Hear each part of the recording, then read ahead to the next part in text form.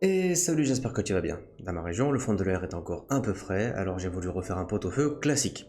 En plus de ça, il y avait du jarret et du plat de côte en promo, alors c'était l'occasion, sauf qu'entre temps, quelques souvenirs de ma période en restauration ont refait surface. Alors aujourd'hui, on va partir sur la recette d'un sauté de bœuf au miel, aux olives et de 3 autres garnitures.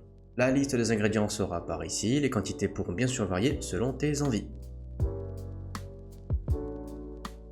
Première étape, taille tous tes légumes grossièrement en gardant à l'esprit qu'ils vont cuire pendant un bon moment. Commence par émincer tes oignons assez grossièrement, écraser un peu ton ail et couper tes carottes en beaux tronçons.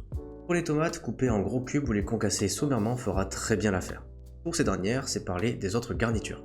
Seconde étape, fais chauffer un peu de beurre dans une cocotte adaptée sur feu moyen vif. Comme tu peux le voir, j'ai opté pour faire brunir un peu ma matière grasse et lui donner un petit goût noisette.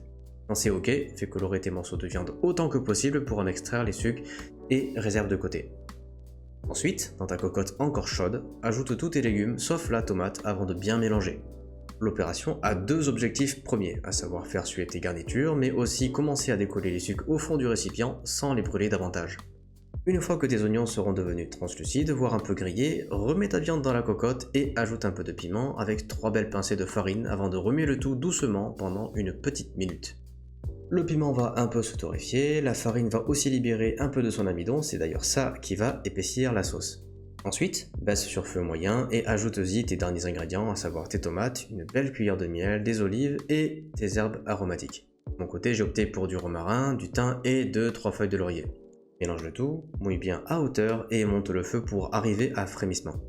À ce stade-là, baisse sur feu doux et pour obtenir une viande tendre, il faut laisser cuire à couvert pendant un bon bout de temps. Soit tu laisses cuire directement pendant 4-5 heures, soit tu fais la première cuisson pendant 1h30, 2 heures, tu laisses bien reposer pendant une nuit et tu termines la cuisson le lendemain environ pendant 2 heures selon la tendreté de la viande bien entendu.